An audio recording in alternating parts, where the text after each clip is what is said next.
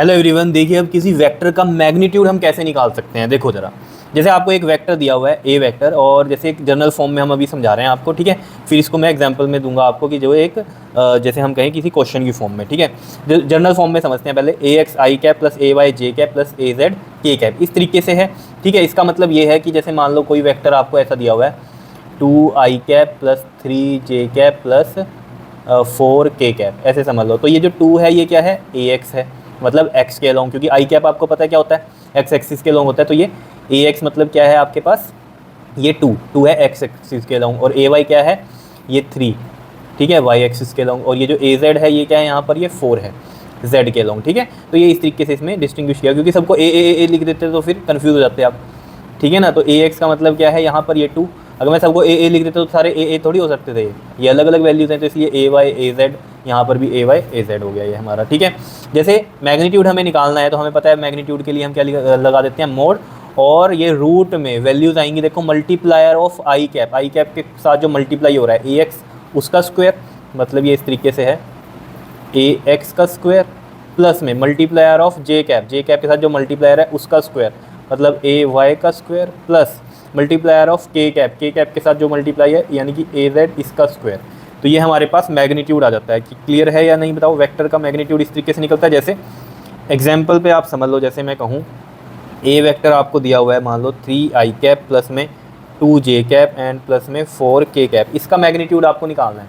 तो हम कैसे निकाल सकते हैं बताओ, ए वेक्टर का मैग्नीट्यूड हमें निकालना है तो ऑब्वियस सी बात है, इसका स्क्वायर प्लस इसका स्क्वायर प्लस इसका स्क्वायर। जर्नल आप इस तरीके से याद रख सकते हो, ये तो फॉर्मूला बताने के लिए था, जो सिंपल सी बात है। आई कैप के साथ जो है वो ए एक्स है यानी कि 3 का स्क्वायर है, और जे के साथ जो है वो 2 है, 2 का स्क्वायर है, प्लस और ये 4 है तो इसके साथ ये इसका स्क्वायर हो गया, ठीक है। क्लियर है इतनी बात। अगर यहाँ कोई चीज़ माइनस में भी होती ना तब भी आंसर हमारा प्लस में ही आता, ठीक है। ये चीज़ प्लस में ही रहती है यहाँ, चाहे कोई माइनस में भी है। मैं अभी करके दिखा दूंगा आपको। इसको सोल्व करो जरा, कितना आएगा ये देखो, यहाँ पर 3 3 9 प्लस 2 2 4 4 4 16, कितना आ गया हमारे पास 29। तो ये कितना आ गया हमारे पास, रूट में 29 आ गया। क्या इतनी बात क्लियर है या नहीं है बताओ। जैसे एक माइनस का एग्जाम्पल समझते हैं, मतलब ये हमेशा पॉजिटिव होता है मैग्नीट्यूड, ठीक है। किसी भी वेक्टर का जो मैग्नीट्यूड होगा वो हमेशा पॉजिटिव आएगा। जैसे कि एक वेक्टर मान लो बी वेक्टर मैंने लिया, और एक मैंने ले लिया आई कैप प्लस में जे कैप, और एक ले लिया मैंने माइनस का 3 के कैप, ठीक है। तो यहाँ देखो जरा, बी वेक्टर का जो मैग्नीट्यूड होगा वो किस तरीके से हम लिखेंगे। यहाँ पर आई कैप के साथ क्या है, 1 है तो 1 का स्क्वायर, जे कैप के साथ 1 है, 1 का स्क्वायर है ना, कुछ नहीं है तो यानी कि 1 है साथ में, ठीक है। और के कैप के साथ क्या है, अब देखो यहाँ ये माइनस है तो ये -3 क्या है हमारा, ए जेड है। क्लियर है इतनी बात। अब यहाँ पर तो साइन हमेशा प्लस ही रहेगा, लेकिन यहाँ पर -3 का स्क्वायर रहेगा, क्योंकि यहाँ पर अगर आप देखो ए एक्स है 1, और बी है ना, ये तो बी वाला है ना, बी वेक्टर, तो मैं बी लिखूँगा, बी एक्स 1 है, बी वाई भी 1 है, और बी जेड भी क्या है हमारे पास, -3 है ऐसे। तो यहाँ पर बी एक्स का स्क्वायर, बी वाई का स्क्वायर प्लस बी जेड का स्क्वायर, तो बी जेड -3 का, तो ये भी प्लस ही बन जाएगा, -3 का स्क्वायर प्लस ही होता है। तो देखो जरा यहाँ पर 1 का स्क्वायर 1, 1 का स्क्वायर 1 प्लस -3 का स्क्वायर, 3 3 9 माइनस माइनस प्लस हो जाएगा, तो ये 9 आ गया। कितना आ गया ये आपके पास, रूट में 11। क्लियर है इतनी बात। तो ये बी वेक्टर का मैग्नीट्यूड आ गया आपके पास। कोई दिक्कत इसमें, कर सकते हैं ऐसे, ठीक है। अब find the direction of a vector. Direction of a vector कैसे, डायरेक्शन हमें कौन बताता है, यूनिट वेक्टर बताता है ना। यानी कि यूनिट वेक्टर वाला फॉर्मूला लगा दो। यूनिट वेक्टर का फॉर्मूला क्या था हमारे पास, ए वेक्टर, मान लो ए कैप है हमारे पास, तो ए वेक्टर अपॉन में, याद है आपको मैंने लिखा था क्या, कि जो वेक्टर होता है वो क्या होता है, मैग्नीट्यूड इनटू में डायरेक्शन होता है ना। तो डायरेक्शन को हमने लिख दिया था क्या, वेक्टर अपॉन में मैग्नीट्यूड। तो वेक्टर ये हो गया, डायरेक्शन ये हो गई ए कैप, और मैग्नीट्यूड ये हो गया, क्योंकि हमने ए वेक्टर यहाँ ये लिया था, ए एक्स आई कैप प्लस ए वाई जे कैप प्लस ए जेड के कैप, एक जर्नल फॉर्म में। तो जो डायरेक्शन ऑफ ए वेक्टर है वो कैसे लिखेंगे हम, A cap is equal to में ए वेक्टर अपॉन में ए वेक्टर का मैग्नीट्यूड, इसलिए मोड में लिखा। अब ए वेक्टर ये है, एज इट इज़ लिख दिया। ए वेक्टर का मैग्नीट्यूड हमें पता है, इनका स्क्वायर करके रूट में कर दो वैल्यू, तो इस तरीके से हम लिख सकते हैं, ठीक है। जैसे कि क्वेश्चन से समझते हैं कि find out the magnitude and direction of a given vector. तो सबसे पहले तो इसका मैग्नीट्यूड निकालना है। तो मैग्नीट्यूड आपको पता ही है कैसे निकालते हैं, आई के साथ जो है, आई कैप के साथ क्या है 1, तो 1 का स्क्वायर, प्लस जे कैप के साथ क्या है -1, तो -1 का स्क्वायर, क्योंकि यहाँ माइनस है ना तो ये मतलब -1 होगा। और के कैप के साथ क्या है प्लस का 2, तो ये 2 का स्क्वायर हो गया। तो ये आपके पास वैल्यू क्या आएगी, देखो 1 का स्क्वायर 1, -1 का स्क्वायर भी 1, और 2 2 4, तो कितना आ गया ये आपके पास, रूट में 6 आ गया। तो ये तो आया, अभी मैग्नीट्यूड आया, ठीक है। अभी हमें डायरेक्शन भी निकालनी है। डायरेक्शन मतलब क्या, ए कैप का हमें पता ही है, कैसे निकालते हैं बताओ, ए वेक्टर अपॉन में मैग्नीट्यूड। तो ए वेक्टर ये रहा, तो मैं यहाँ पर लिख दूँ आई कैप, ये फॉर्मूला ही लगेगा ना इसमें, आई cap minus j cap plus में 2 के कैप अपॉन में मैग्नीट्यूड, तो मैग्नीट्यूड क्या है √6 है। तो ये क्या हो गई हमारे पास, डायरेक्शन हमने निकाल दी, बताओ। और ये क्या आया है हमारे पास, मैग्नीट्यूड आया है। क्लियर है, ऑब्वियस है, मैग्नीट्यूड ना भी पूछा तो हमें निकालना ही पड़ता, अगर डायरेक्शन पूछता तो यहाँ पर नीचे मैग्नीट्यूड ही तो होता है, तो वो निकालना ही पड़ता। जैसे यहाँ पर ये भी ले लो एक question second, b cap is equal, b vector is equal to में i cap minus j cap plus में के कैप है।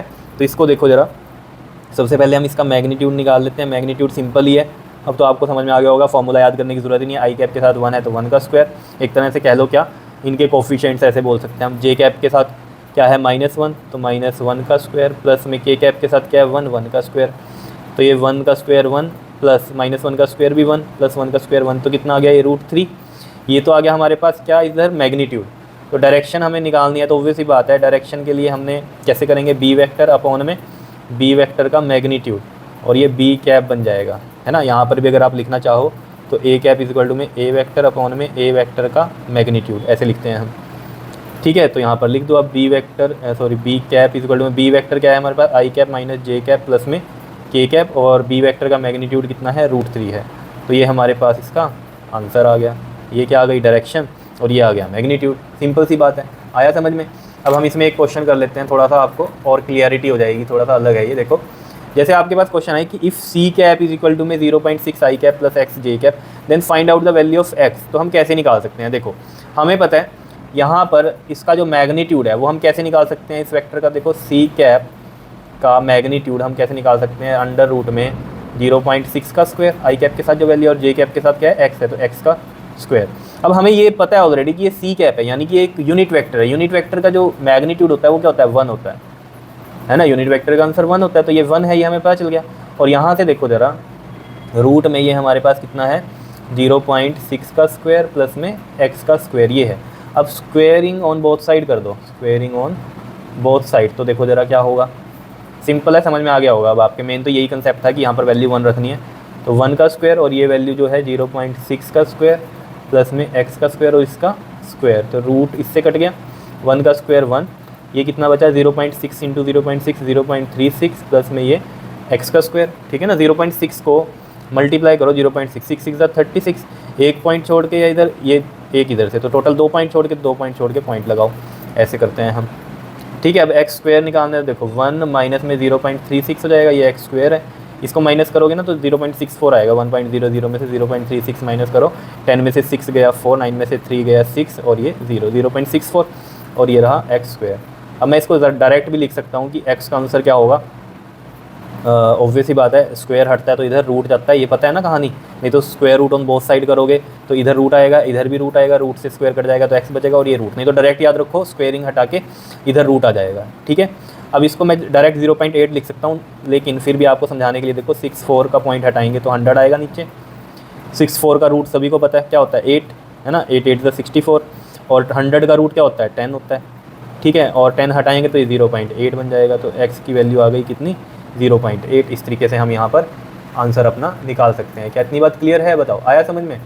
तो ये चीज़ें भी आपको पता होनी चाहिए आगे के लिए, ठीक है। अब आगे आपको कोई नहीं बताएगा ये चीज़ की डायरेक्शन कैसे निकलती है किसी वेक्टर की, या उसका मैग्नीट्यूड कैसे निकलता है, ये आपको पता होना चाहिए। अब क्लियर है इतनी बात या नहीं, बताओ, ठीक है, कर लोगे इसको।